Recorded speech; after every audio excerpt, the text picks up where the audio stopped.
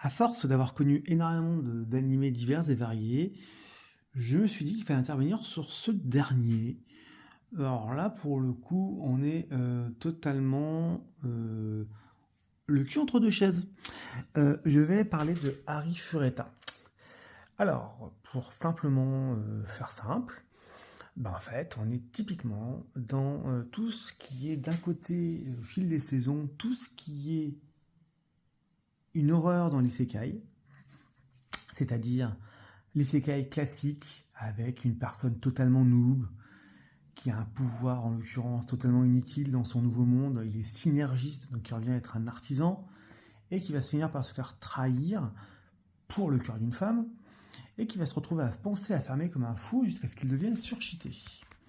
Là-dessus, il va croiser son petit panel de waifu sur son parcours et va se retrouver en mode overcheaté avec son harem. Bon, là, jusque-là, rien de nouveau, isekai classique, avec plus ou moins de réussite. Sauf que là, il va nous sortir des lance-roquettes, des véhicules terrestres à moteur, bref, il va nous sortir des trucs de folie.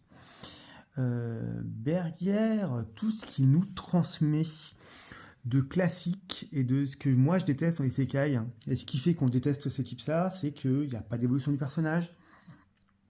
Effectivement, il y a un côté badass, mais il reste derrière ça un petit homme coincé et timide. Maintenant, il ne faut pas non plus cracher, tout n'est pas non plus à jeter, car on ne va pas non plus bouder notre plaisir, parce qu'en fait, il y a des boss intéressants, il y a des combats extra fluides, une animation aux petits oignons, et on en est presque réduit à être quelque part à être culpabilisé de regarder ce cliché d'isekai. Alors, pourquoi j'ai fait une vidéo là-dessus? Parce qu'en fait, au fil des saisons, je vais pas dire que ça s'améliore ou que ça empire. Alors déjà, je vous rassure, ça n'empire pas. Par contre, j'avoue qu'après avoir vu la deuxième saison et en attente de la troisième, déjà j'ai envie d'avoir la suite malgré tout. Malgré tout ce que je peux vous dire ça peut paraître totalement contradictoire. J'ai quand même voulu aller plus loin. Alors, dans la deuxième saison, c'est pareil, on prend les mêmes soucis, la première. On ajoute un peu plus d'humanité, un peu plus de profondeur. Donc il y a une quelconque évolution dans la trame du personnage. Le délire du harem est poussé encore plus loin. Il y a un délire paternaliste qui est rajouté. Donc on peut dire qu'il devient un peu plus mature. Non, il reste faible face à une nuée de prétendantes et reste incapable de choisir de calmer le jeu ou de devenir exemplaire. Ce qui devrait être la suite directe pourtant maintenant qu'il daronise, qu'il devient un peu plus adulte. On se retrouve encore dans une animation toujours aussi agréable, même si on n'est pas au niveau de Mappa, on est quand même pas loin. Des combats encore plus fluides. Il n'y a pas d'enjeu malheureusement. On reste encore déçu parce que si le côté plaisir coupable était dur à avaler en saison 1, là dans la saison 2, le problème c'est que la pilule passe mieux.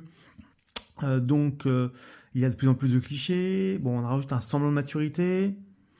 On se demande réellement si on voit un isekai, une dérision, à force de se rapprocher de plus en plus de la vision théorique de l'isekai. C'est un petit peu... on peut même se demander si c'est pas une parodie et que c'est proche, voire trop proche de la parodie et de la moquerie. Autant il est facile d'apprécier, hein, moi quand je me réincarne en slime ou dans un autre style d'Annashi. Il faut admettre que ses prédécesseurs étaient quand même plus intéressants que celui-là. Maintenant, aussi surprenant que ça paraisse, même si c'est pas forcément très très vendeur, vous pouvez aller faire votre opinion sur le sujet. Moi, pour ma part, la curiosité va me pousser à voir la troisième saison, donc c'est ce que je dis. Totalement contradictoire, donc je suis à plein dans la parodie, tout ce que je déteste, tout ce que je fuis dans l'isekai, tout ce que je ne veux plus revoir. Et pourtant, j'ai quand même envie de voir la suite. Non pas parce qu'elle est waifu, mais parce que le côté arme à feu m'éclate. Dans le cadre du personnage, je veux savoir où il va pousser, où l'extrême va être poussé et jusqu'où le jeu va être poussé dans l'animation. La troisième saison est prévue. Donc pour l'instant, je ne peux même pas le mettre dans le classement des animés à éviter, parce qu'effectivement, il y a tout ce que je déteste. Et à côté de ça, je le regarde. Donc ça serait quand même totalement en désaccord avec moi-même que de dire fuyez cet animé. Donc je vous fais une petite visibilité sur cet animé, disponible sur Crunchy.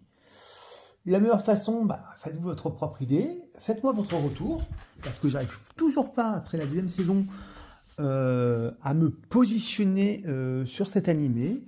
Peut-être que vos avis en commentaire me permettront un peu plus d'y voir plus clair. À plus les amis.